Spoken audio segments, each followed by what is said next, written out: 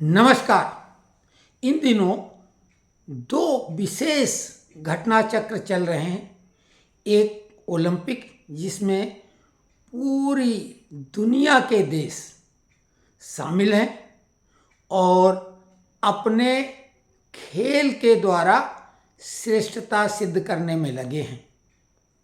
दूसरी तरफ बांग्लादेश में जो घटना चक्र चल रहा है, हालांकि इसके पहले गाजा पट्टी, फिलिस्तीन, इजराइल और यूक्रेन और रसिया का भी युद्ध चल रहा है और शीत युद्ध तो चाइना, अमेरिका, ईरान, उत्तरी कोरिया, इनके कई देशों के साथ चल ही रहा है। लेकिन यहाँ पे एक तरफ वो प्रतिस्पर्धा है जिसमें आदमी तैयारी करता है और हारने के बाद भी वो कोशिश करता है कि इस हार को जीत में आगे हम बदल लें और अच्छे प्रदर्शन से हारने वाले की भी सराहना होती है। एक तो विनेश फोगाट का मामला, जिसमें भारत सरकार को दोषी ठहराया जा रहा। जैसे हिंदुओं को कोई भी मामला घेर लो, आसान शिकार। ऐसे वर्तमान जो भारत में सरकार है, कोई भी मामला हो ठीक रहा उसी सरकार पे फोड़ा जाएगा। अरे भाई, विनेश फोगाट को अगर ये सरकार ऐसा करती तो उनके ऊपर तमाम खर्चा करके ओलंपिक में भेजती ही क्यों? क्योंकि वो अपनी जो 53 किलोग्राम भार वर्ग था उसमें वो हार गई थी, यही भारतीय पहलवान से क्वालिफाई नहीं कर पाई थी। तो उन्होंने 50 किलोग्राम में लड़ा था, तो 53 और 50 का फर्क तो रहेगा। खैर वो एक अलग बात है, हम आज उस पर बात नहीं कर रहे हैं। लेकिन नीरज चोपड़ा जो गोल्डन बॉय, जिनसे पूरी उम्मीद भी थी, पिछले ओलंपिक में उन्होंने गोल्ड मेडल हासिल किया था और उनके सबसे कड़े प्रतिस्पर्धी पाकिस्तान के नदीम माने जा रहे थे। लेकिन नदीम इसके पहले 9 बार अंतर्राष्ट्रीय मुकाबले में नीरज चोपड़ा के सामने आए और हमेशा वो हारे। लेकिन एक दिन होता है खिलाड़ी का, पुछल्ला बल्लेबाज सेंचुरी ठोक देता है और ओपनर 0 पे आउट हो जाता है। तो नीरज चोपड़ा ने खेल भावना का परिचय दिया और बोला वो दिन नदीम का था। और नीरज चोपड़ा ने भी अपना श्रेष्ठतम प्रदर्शन किया इस सीजन का। तो हार और जीत नहीं, वो रजत पदक जीता, ये भी बहुत बड़ी बात है। लेकिन वहाँ पर एक बहुत ही अच्छी बात हुई, जो नीरज की माता जी थी, उन्होंने बोला नदीम भी हमारा ही बेटा है, उसने अच्छा खेला, बहुत अच्छा, हमारे बेटे ने भी अच्छा खेला। ये है खेल भावना और एक माँ की प्रतिक्रिया। दूसरी तरफ बांग्लादेश में लिटिन दास अंतर्राष्ट्रीय खिलाड़ी क्रिकेट का, और जब ये हसीना से नाराज होकर उनके खिलाफ उनका जो है षड्यंत्र रच के उनका तख्ता पलट किया गया, तो लिटिन दास जो कि बांग्लादेश का हीरो कहलाना चाहिए, तो कई मौके पे बहुत शानदार बैटिंग की, अंतर्राष्ट्रीय स्तर का एक नामचीन खिलाड़ी है, उसके घर को जला दिया गया। हत्थे चढ़ता तो जिंदा उसको जला देते। दूसरी तरफ खेल जो कि राजनीति से परे माना जाता, अभी उसी बांग्लादेश से भारत क्रिकेट खेलने जा रहा है। ये शर्मनाक बात है, नहीं खेलना चाहिए। लेकिन अब वो भारत अभी भी क्रिकेट खेलने जा रहा बांग्लादेश के साथ। इसके अलावा कलाकारों की भी कोई जात बिरादरी धर्म नहीं होता, ना कोई सीमाएं होती हैं। तो वहाँ के बहुत मशहूर सिंगर राहुल आनंद, अंतर्राष्ट्रीय स्तर के बांग्ला सिंगर, कलाकार, जिनके यहाँ पर पुश्तैनी घर था और 3000 से ज़्यादा इंस्ट्रूमेंट थे उनके पास। ऐसे ऐसे दुर्लभ प्राचीन संग्रहित किए हुए इंस्ट्रूमेंट था।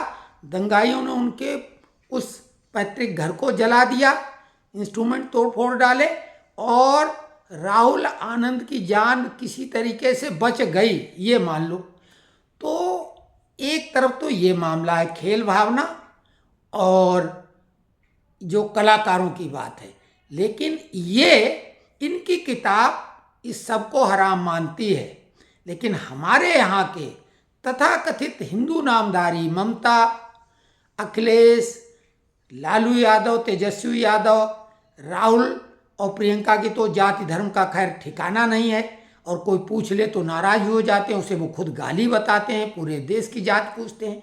तो ये स्वयं जो अपने को जनेऊधारी हिंदू या हिंदू मानते हैं और वोट लेते समय हिंदुओं के भी वोट मांगते हैं, फिलिस्तीन पर तो सभी लोगों ने खूब ट्वीट किया, जबकि आतंक का शिकार इजराइल हुआ था, लेकिन इन्होंने पक्ष लिया था फिलिस्तीन का, उन आतंकवादियों का।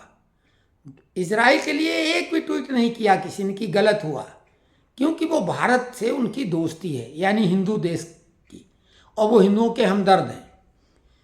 दूसरी तरफ आप देखो कि संसद में जब शपथ ग्रहण समारोह हुआ था सांसदों का, तो ओवैसी जो कि भारत माता की जय नहीं बोल सकते, लेकिन फिलिस्तीन की जय, और जय मीम और जय भीम। कमाल की बात देख रहे हो ना, भारत माता की जय से इतराज है, श्री राम जय श्री राम भी नहीं बोलेंगे, लेकिन जय भीम जय मीम बोलेंगे और जय फिलिस्तीन बोलेंगे। उधर बांग्लादेश में जो हिंदुओं के साथ गलत हो रहा, 3 साल के बच्चे को फांसी, 6 साल के बच्चों को, उनके माता पिता को फांसी, और एक दलित बालिका के साथ, हालांकि वहाँ लोग दलित और पिछड़ा अगड़ा नहीं बोल रहे, वहाँ सब हिंदू अब हैं, क्यों? उनको मारा जा रहा है। देश में एक भी हिंदू नहीं है, यहाँ अगड़ा पिछड़ा दायां बायां SC ST कुछ भी है, लेकिन हिंदू एक भी नहीं है।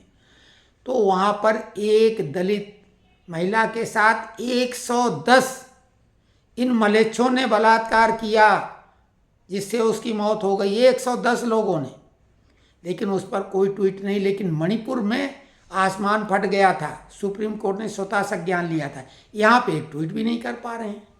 बाकी कहीं मामला अगर हो मुस्लिमों का, तो धरती के किसी भी छोर पे हो, तो सभी लोगों के मन में इतना दया का समुद्र उमड़ पड़ता है ट्वीट पे ट्वीट, लेकिन इस पे सब चुप हैं। तो कुल मिला के ये तो हिंदू, जो सर्टिफिकेट में तो हिंदू ही लिखा है, उनको सोचने की बात है कि आप उनकी नज़रों में काफिर हो, लेकिन ये हरामखोर लोग जो हैं, हिंदुओं के वोट चाहिए, हिंदुओं का नाम रखे हुए हैं, उन हरामखोरों से आप बिल्कुल उम्मीद मत करो, क्योंकि जब भी ये देश में अगर इन्होंने फसाद करा दिया तो ये तो देश छोड़कर भाग जाएंगे, ये बिल्कुल तय है।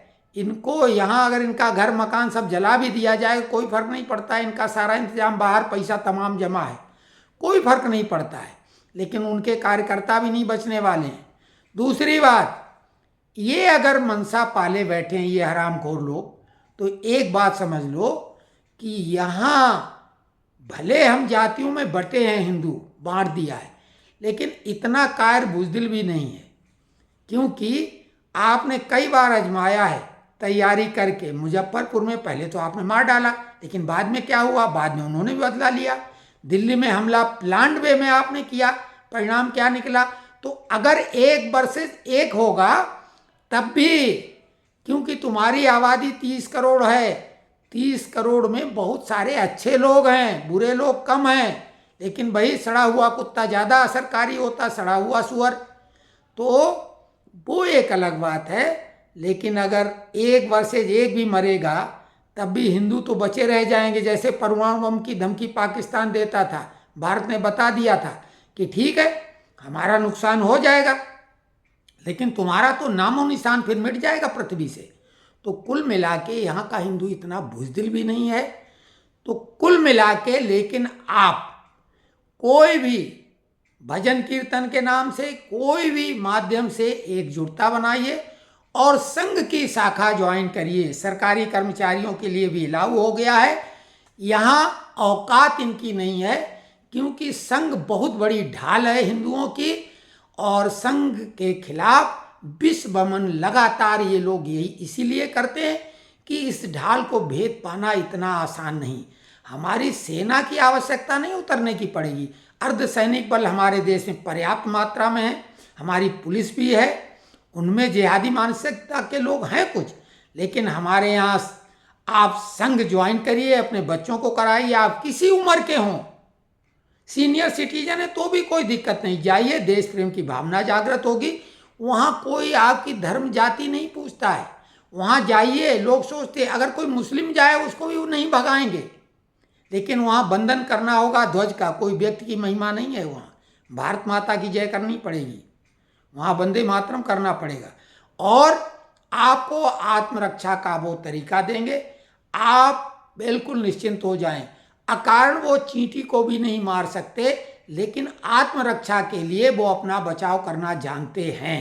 तो ये हम खेल और ये जो तख्ता पलट चल रहा है, दोनों की बात कर रहे हैं। और इन जो लिब्रांडू गैंग है, घमंडिया गैंग है, सेक्युलर गैंग है, इनको इनके दोगलेपन को इनके आईने में दिखा रहे हैं कि देखो तुमसे बड़ा दोगला कौन होगा, प्रियंका, राहुल और ये सब।